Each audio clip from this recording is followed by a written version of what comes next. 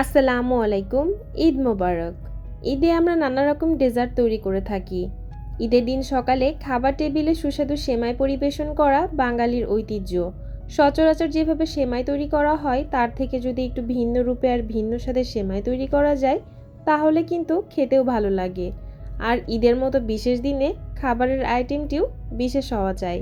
তাই আজ আমি আপনাদের জন্য নিয়ে এসেছি সেমাই আর পুডিংয়ের কম্বিনেশনে তৈরি সেমাইয়ের পুডিং।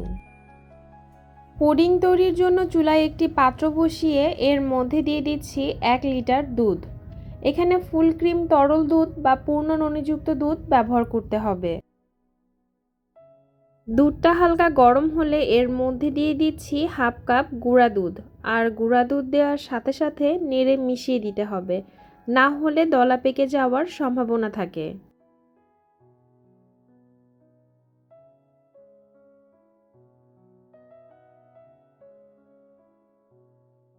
দিয়ে দিচ্ছি 4-5টা এলাচ, 1/4 কাপ কনডেন্স মিল্ক আর সবশেষে দিয়ে দিচ্ছি 1/3 কাপ চিনি।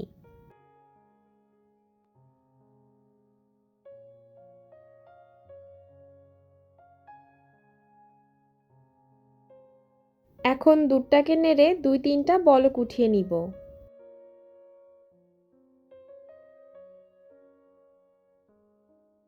দুই তিনটা বলক উঠিয়ে নিয়ে এর মধ্যে যে আস্ত এলাচ দিয়েছিলাম এবার সেগুলো তুলে নিচ্ছি। তারপর দুধের এই মিশ্রণটাকে এক সাইডে রেখে দিচ্ছি ঠান্ডা করার জন্য। এবার ক্যারামেল তৈরি করব। যে পাত্রে পুডিং সেট করব সে পাত্রে চিনি দিয়ে ক্যারামেল তৈরি করে নিচ্ছি। আপনারা যদি চান এক্ষেত্রে চিনির সাথে সামান্য পানি ব্যবহার করে ক্যারামেল তৈরি করে নিতে পারেন, তবে ক্যারামেল তৈরির ক্ষেত্রে পানি ব্যবহার করলে এক্ষেত্রে সময়টা একটু বেশি লাগে। আর আমি যে প্রসেসে ক্যারামেল তৈরি করছি এটাতে সময় কম লাগে।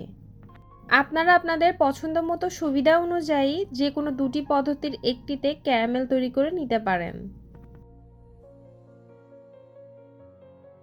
কালারটা এইরকম হালকা বাদামি রঙের হতে হতে নামিয়ে নিতে হবে। ক্যারামেল তৈরির ক্ষেত্রে বেশি গাঢ় কালার না করে একটু লাইট কালার করে তৈরি করাই ভালো। খুব বেশি গাঢ় কালার করলে বা চিনিটা পুড়ে গেলে ক্যারামেল তিতা হয়ে যায়। এবার বাটিটাকে এক সাইডে রেখে ঠান্ডা করে নিব। এখানে 150 গ্রাম লম্বা সেমাই নিয়েছি।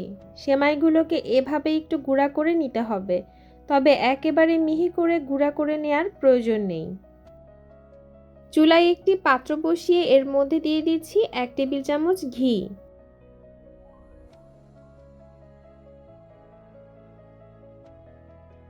ঘি হালকা একটু গরম হয়ে গেলে এর মধ্যে দিয়ে দিব সেমাই। চুলার ফ্লেমটাকে লোতে রেখে সেমাই হালকা একটু ভেজে নিব।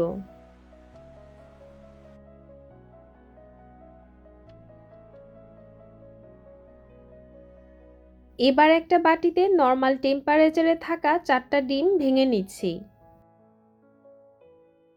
ডিমগুলোকে একটা কাঁটা চামচের সাহায্যে খুব ভালোভাবে ফেটিয়ে নিতে হবে, তবে ডিমটাকে এত বেশি ফেটানো যাবে না যাতে ফোম হয়ে যায়। ডিমগুলো ফেটিয়ে নেওয়ার পর একটা ছাঁকনি দিয়ে ছেঁকে নিতে হবে।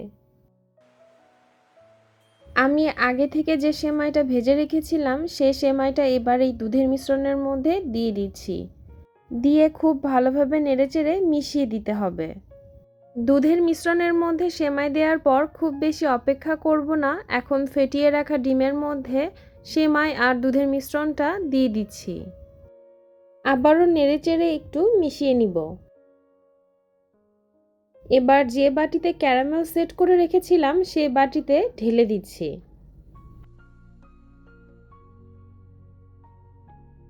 বাটির মুখটা ফয়েল পেপার বা এয়ারটাইট ঢাকনা দিয়ে ভালোভাবে লাগিয়ে দিতে হবে। চুলায় একটা পাত্র বসিয়ে তাতে একটা স্ট্যান্ড দিয়ে পুডিংয়ের বাটিটা স্ট্যান্ডের উপর বসিয়ে দিব। এবার এর মধ্যে পানি দিয়ে দিব। পানি এমনভাবে দিব যাতে পুডিংয়ের বাটিটা ডুবে থাকবে অর্ধেকের কম। খুব বেশি পানি দিলে পানি যখন ফুটতে থাকবে তখন দেখা যাচ্ছে বাটির ভিতরে পানি ঢুকে যেতে পারে। তাই খেয়াল রাখবেন পানি যেন পুডিংয়ের বাটির অর্ধেকের নিচে থাকে। এবার ঢাকনা দিয়ে ঢেকে দিব। ঢাকনা দিয়ে ঢেকে দেওয়ার পর ঢাকনার ছিদ্রটাকে একটা লবঙ্গ দিয়ে আটকে দিব, যাতে পুরো স্টিমটা পুডিংয়ের বাটিটা পেতে পারে। চুলার ফ্লেম পুরোটা সময় জুড়ে মিডিয়াম লোতে রেখে জাল করতে হবে। পুডিংয়ের সাইজ অনুযায়ী সময় লাগতে পারে 20 থেকে 30 মিনিটের মতো। পুডিংটা তৈরি হওয়ার পরেও এমন অবস্থাতেই চুলা বন্ধ থাকা অবস্থায় গরম পানির মধ্যে রেখে দিতে হবে আরও আধা ঘন্টা। আধা ঘন্টা পরে পানি থেকে পুডিংয়ের বাটিটা তুলে সম্পূর্ণ ঠান্ডা করে ফ্রিজে রেখে দিব 2 ঘন্টার জন্য। ফিরে আসছি 2 ঘন্টা পর।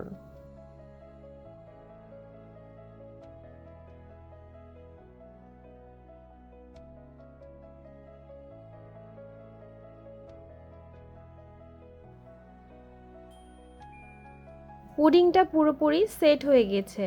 এবার একটা নাইফ দিয়ে পুডিংয়ের চারপাশে ঘুরিয়ে ঘুরিয়ে বাটি থেকে একটু ছাড়িয়ে নিচ্ছি।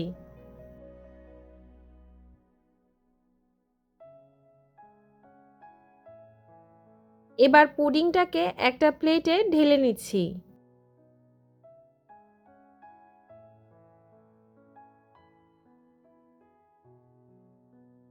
পুডিংটা সাজিয়ে নেওয়ার জন্য উপর থেকে কিছু পেস্তা বাদাম, কাঠবাদাম কুচি আর চেরি দিয়ে পরিবেশন করছি।